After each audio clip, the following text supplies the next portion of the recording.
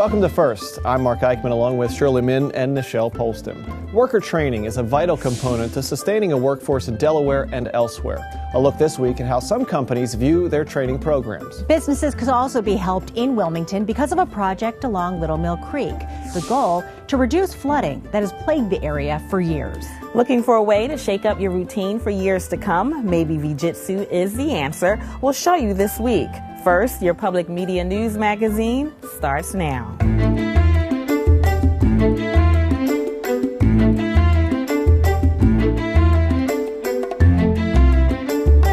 When Amazon set up shop in Middletown a few years ago, it was hoped that it could make an impact on employment in that town just below the canal. The company's done more than just provide jobs. It's helped educate a workforce for what it hopes will be years to come.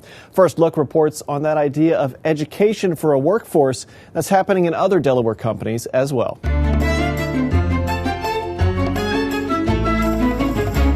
When Amazon offered the opportunity for the career choice and to do it in-house, that worked perfectly for me. 40-year-old Lyda Payrag is among the 14 Amazon employees who are enrolled in the company's on-site education assistance program called Career Choice.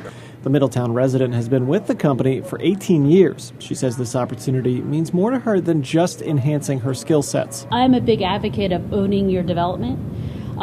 So I wanted to constantly be an example for my children to go to school and improve yourself. Amazon's Middletown program is a new initiative that brings the classroom to the students. 35-year-old Alicia Nichols didn't think twice about signing up. It's awesome because I work Wednesdays and Thursdays. We have class Wednesdays and Thursday nights. So I can work my whole shift and then I walk right down here. Amazon partnered with Delaware Technical Community College. With Amazon, the goal was to create opportunities for some of their associates to get upskilled, to look for maybe a new career path track. And so we created several programs that met their needs here on site. Education assistance programs are attractive employee benefits. Experts say companies that offer such benefits show they value their employees and want to invest in them. UPS's Roxanne Allen says the package delivery company understands how education plays a role in helping to better prepare workers for the jobs of the future. UPS values education. We all know that the business environment is becoming more complex, and so education is the key to getting our people ready to meet those business realities. Renee Pyatt has been with UPS for more than 5 years. She says the company's encouragement to take on a leadership role is what led her to take advantage of tuition assistance. Currently, I'm going to school, and UPS has helped me in many ways using their UPS reimbursement program. So they're helping me get my bachelor's degree in materials engineering. Kevin Corbin says he knows a good deal when he sees it. That's why he's cashing in on the tuition reimbursement program at UPS. If somebody offers you something, take it. Not many people are offering things these days. And for a company like UPS to offer something like this, it shows you that that's the reason why they have been around for over 100 years. Tuition assistance for undergraduate programs dropped from 68% in 2007 to 58% in 2011. Tuition assistance for graduate programs dropped from 65% in 2007 to 54% in 2011. The organization says during the decline, companies looked at how many employees were taking advantage of these programs and whether there was enough return on the investment. WSFS, which just celebrated its 183rd anniversary, understands ROI. The community bank saw investing in its employees as an asset to its bottom line, so eliminating tuition assistance never got a second thought. We do invest highly in our associates, and we do give them the opportunity for education reimbursement and moving throughout the bank, so we did not even consider that an option. That's a good thing for Devin Almeida. The Hockessin resident is currently working on an advanced degree at Wilmington University. I am almost done. I finished in a week of my MBA program. So I was just looking to take every bit of information I could to help advance here at the company. Job advancement is one of the top motivators for some employees who go to school on the company's dime. Amazon's general manager says that is the goal of its Career Choice program. It's a great benefit to our associates, and it's really a way for them to advance their careers here, or if they choose to advance their skills in other fields, it's a great way for them to pursue those career opportunities as well. The Society for Human Resource Management says as workforce priorities change, so too will the type of educational opportunities being offered. And for those entering the workforce today, training may play a bigger part of their job satisfaction. Speaking of resources, Delaware is constantly looking for new ways to target help for small businesses. A recent conference highlighted some of those ways. First reports on 2 such businesses who hope to benefit from that support.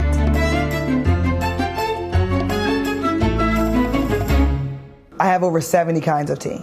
And you can find that variety inside this shop on the corner of 9th and Tatnall Streets in Wilmington, an area the city is focused on revitalizing. But outside of that, the owner, Tanisha Lomax, is focused on something new and different with Levity. Levity is based on the idea of an American tea because that doesn't exist. I think that most other cultures in the world have a tea culture, but America does not, except for maybe sweet tea in the South and a few other very targeted things, but nothing is our American tea culture. So that's kind of what this whole venture is about. According to Lomax, tea is the second most consumed beverage in the world. Always business-minded and a fan of the beverage, she decided to set up shop that just so happened to be in the area she enjoyed visiting as a child. Business has been good. It's been steady. It's been growing. It's doing well. We won Best of Delaware this year, so that's a good thing. And we still have the partnership with the Hotel DuPont and working on new corporate partnerships coming up real soon. Small businesses like Levity is what the city is trying to attract to fill up vacancies along the downtown district. Small business is important because it produces local jobs here in the city. Jeff Flynn, director of the city's Economic Development Office, tells me his department sees a wide range of people regarding small businesses, some with ideas and plans of starting a business but no funding. Others may already be in business but experiencing some type of challenge. Whatever the case, the office offers a number of resources for small businesses to ensure entrepreneurs stay open.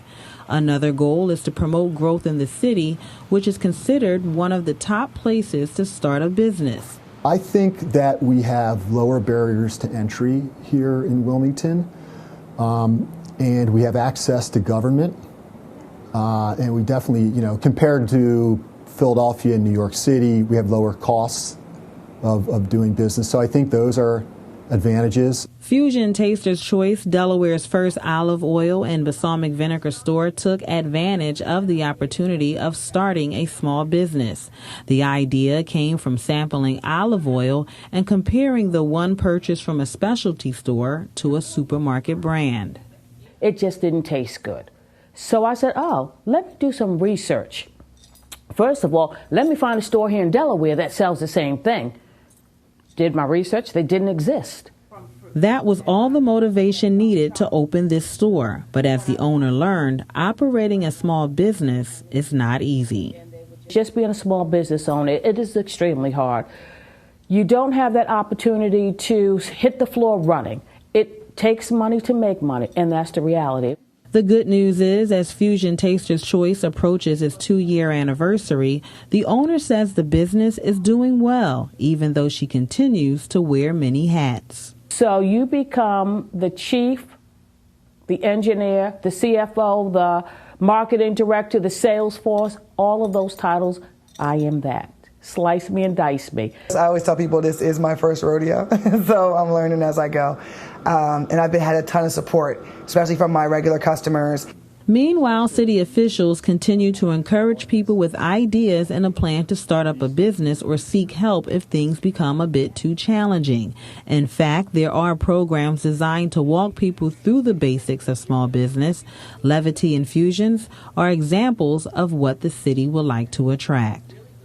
Come to this office and we'll tell you what we think is the best way for you to get your idea on the paper. And maybe we'll set you up with a consultant to get there. For those of you interested in starting a small business, there's a program called the Small Business Success Series, which consists of classes held over a 9-month period, and officials are currently taking applications for it. The Wilmington Economic Development Office is the best place to start if you want more details. Coming up, Delaware waterways could be the new beginnings for a new aqua economy, but not everyone thinks it's a good idea. And let's create a little wicked experience. Check out the mother-daughter team behind these designs.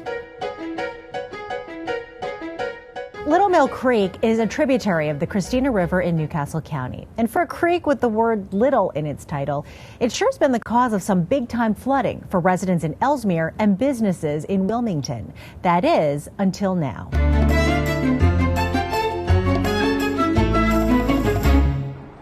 Decades in the making, a $7 million project designed to reduce flooding along Little Mill Creek is finally complete. Federal, state, and local leaders came together in September to celebrate. This was not perfect. This has been a mess for a long time, and I think we've made it a whole lot better. The U.S. Army Corps of Engineers designed the project to widen two sections of the creek and deepen the lower section. Trees were also planted, and more than 11,000 tons of rocks were placed to further slow floodwaters. This is probably not a project that captures the mind of the broader public, but if you're here and you've been affected by this flooding over the years, you know what a big deal this is in getting this done. No one knows this better than Doug Suter. He owns General Automotive, a car repair shop along Brookside Drive in Wilmington. Since the flood in 1989, including that one, I've been flooded 32 times. The '89 flood was Suter's first and by far the worst. All you see in these old pictures from the time are the roofs of submerged cars. Suter shows me some Polaroids of the damage to the inside of his shop. This was the July 5th, 1989 flood. And is that the water line right there? Yes, ma'am. I lost a lot of customers. Some of them I lost due to the fact their cars were here, they were destroyed, and they expected me to pay for them. Suter nearly lost all of his equipment, too. He didn't have flood insurance, but was eventually able to get the business back on its feet. Then when he heard about the Little Mill Creek flood abatement project, he jumped for joy. But that was 25 years ago. Since then, it's been an endless cycle of flood, cleanup, rebuild. We've outfitted the shop to where most of our equipment is stored at least 3 feet off the ground. We move the cars to higher ground and we prepare for it, which, if we do flood, makes the cleanup a lot easier. The first signs of forward progress came in 2007 when work on the upper portion of Little Mill Creek in Ellesmere was finished. Crews widened the channel to protect homes from constant flooding. The work was completed between the Kirkwood Highway Bridge and the CSX Railroad Bridge. Those of us affected here felt that, okay, that project's done. Let's shift into gear and get going and get this end of this project completed. And that took 8 more years. Suter understands when so many levels of government are involved, efficiency often falls by the wayside. But at the end of the day, he's just glad it's done. You're not going to be able to stop flooding. That's in control of Mother Nature. What we can do is reduce the impact of it. So instead of having a 1-person bathtub, we now have a 2- or 3-person bathtub. We can hold more water. So instead of, say, having 2 feet of water in the shop, I may only have 6 inches. And that's a huge impact. An impact Suter is banking on. He dropped his flood insurance this year. Ellesmere's town manager says his town has not flooded once since the first phase was completed in 2007.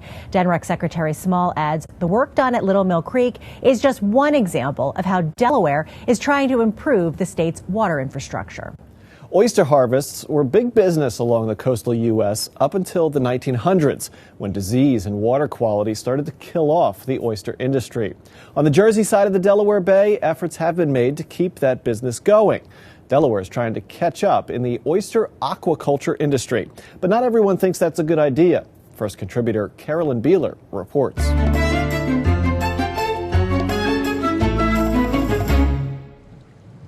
About $1 million worth of oysters are now farmed on the New Jersey side of the Delaware Bay, but state laws have long made it impossible to farm oysters in Delaware's inland bays. I'm sorry to have to say that in the 50 states of the United States, Delaware is the next to last state in the country to be doing this. So every state along the eastern seaboard, with the exception of Delaware, has commercial shellfish aquaculture activity. John Ewart has researched oysters since the 1970s and has spent years trying to bring oyster and clam aquaculture to Delaware. Due in part to Ewart's advocacy, in 2013, Governor Markell signed legislation to allow for shellfish farming in Delaware's inland bays. State officials have identified 442 acres in Rehoboth Bay, Little Assawoman Bay, and Indian River Bay to potentially open up for oyster and clam farming. But some home and business owners on those bays are not happy with the placement of those plots. David Green helped start the Coalition to Save Beach Cove. I realized it was a bad choice. And so I went and knocked on doors, literally, and started finding people that were of like mind. And before long, we had 7 large communities, roughly 300 homeowners who said, yep, you're right, let's go. Green calls Beach Cove, where he lives, peaceful and serene, and doesn't want it to be marred by up to 24 acres of oyster beds, with PVC piping and buoys sticking out of the water. He says they would be as close as 200 feet from his dock.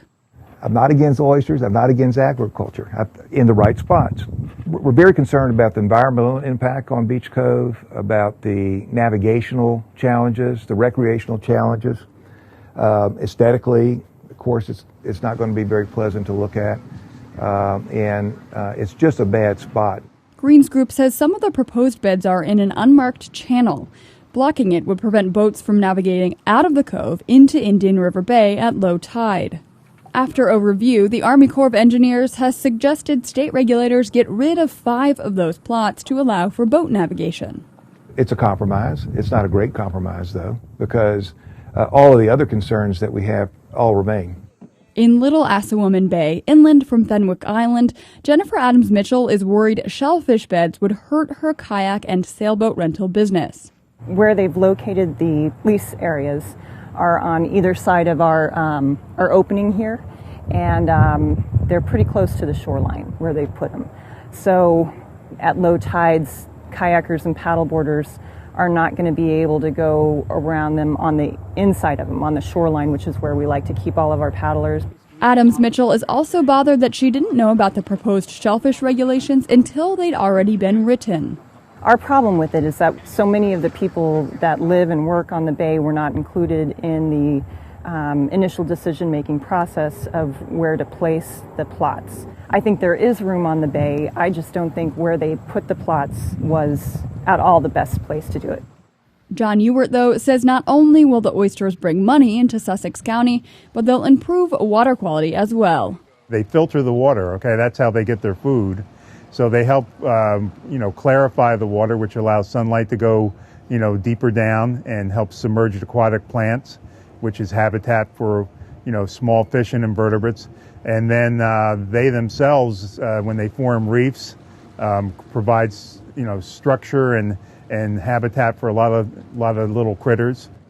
DNREC still has to make a decision on issuing permits, but last month did say they've set up a statewide activity approval process for those wanting to start creating a Delaware oyster industry. DNREC says public notices will go out and the agency will work with those who want to comment on the process. You can follow our coverage of this issue on newsworks.org/Delaware.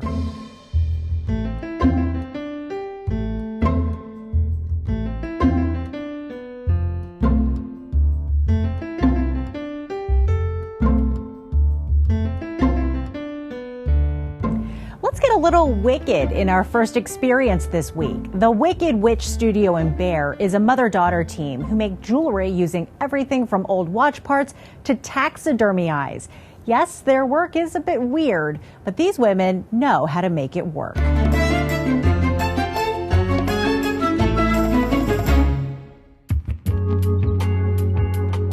We're Wicked Witch Studio, or mother and daughter team. I'm Jean and this is Katie. And we make all kinds of very bizarre and strange jewelry.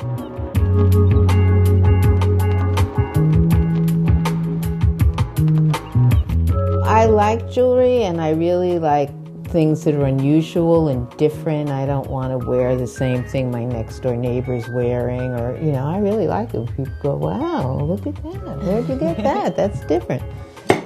A lot of it's just experimentation. When you look at the end product, you don't see all the accidents and mistakes and the different experiments.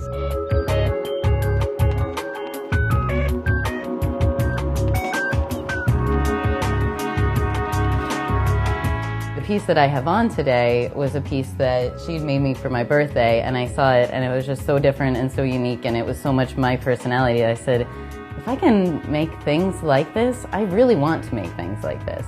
So that was the real kick in the butt that made it happen for me. My plan worked.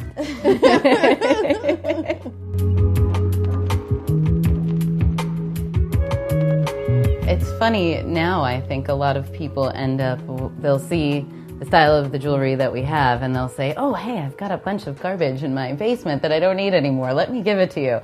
You can make jewelry out of it. We started not having maybe a lot of money, so recycling a lot of things, and we found gears from watches and bigger clock parts and taxidermy eyes and odds and ends like that you wouldn't necessarily always find in a regular piece of jewelry, and decided to say, hey, I want to focus this whole piece around it.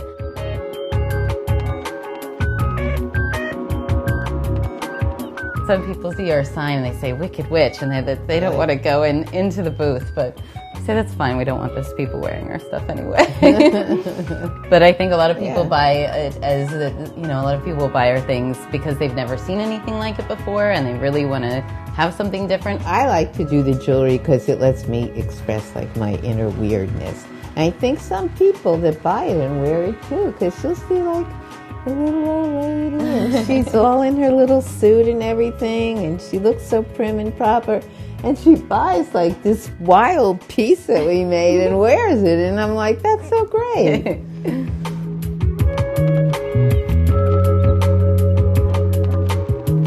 If I can spend a day in the studio and I'm just focused on having that like creative process, and it's a real big stress reliever for me. I really enjoy doing a lot of the hammering. Whereas you like melting things. I like melting things. I like smashing things. I like to use the torch. I really like to melt things, and I just like to experiment with stuff. It's a chance for other people to kind of get their inner weird out. Everybody's got that in them. If we have the chance to allow them to, through our jewelry, to step outside a little bit and to be a little bit adventurous, kind of rock it out a little bit, that's very, very gratifying. It's okay to be a little weird. Everybody is. Everybody has that little part, and I think it's okay to express that. And I think it's something that everybody should take joy in. It's a part of your life. It's part of how people are, and I think it's a cool part.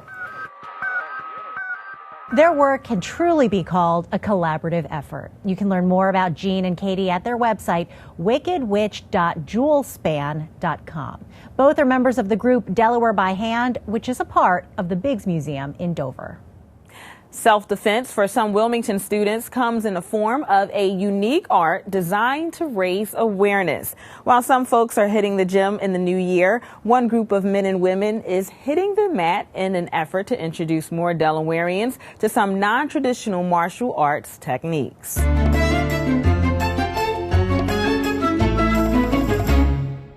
Karate, Kung Fu, Jiu-Jitsu, Aikido, and Judo. 5 different types of martial arts and some of the deadliest techniques taken from each one all make up Jiu-Jitsu, a modernized art being introduced to Wilmington. The main thing that I would like is for people to learn, first of all, an awareness. Before any type of self-defense, there's an awareness. Be aware of where you are, be aware of what you're doing. And Jiu-Jitsu helps to build that awareness. So first of all, being aware, and then second of all, learning how to defend yourself so that you can get home to your loved ones. This is the original face behind Jiu-Jitsu, Florindo Visitachin, a Filipino man who decided to create the system of self-defense. Robert Evans, pictured with Visitachin, later mastered the techniques, passing on his skills to this man.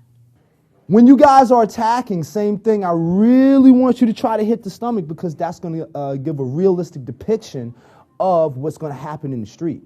And students don't seem to mind to step up to their black belt trainer who doesn't hold back in class. Mandible. Again, grabbing. The very first class that you take, you will be able to go out and use what you've learned to defend yourself. And that was one of our biggest goals. Is so many times people have to train for months and months and months to feel comfortable to be able to use something, but the simplicity and the practicality behind the techniques are what makes Jiu-Jitsu different also. Some of the techniques may appear easy, but there's certainly a method behind every move taught. Facing this way, and she's talking to her friend,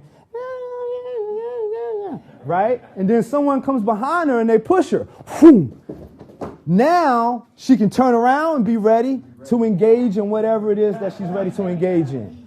Jiu-Jitsu may be all about self-defense, but each student takes home something different from the art. Jiu-Jitsu keeps me sane. I teach middle school, and that could be very challenging. And you take a lot of what the children bring into you all day long. The not eating their breakfast, losing their homework, drama at home. And I have to absorb all that as the teacher/mom. So I come here and I get to release it all. And it helps me be mentally strong the next day. But mentally strong is just half of the story, according to the men in class. The women in Jiu-Jitsu are tough. I don't want to mess it. I wouldn't be in the dark alley with any of these women because they're gonna hurt you. I don't, as I say at home, I don't want any trouble. None. The women, just because they're women, doesn't mean a thing. Musa trains them just like a guy. If we try to go soft on them because they are women, we pay the price.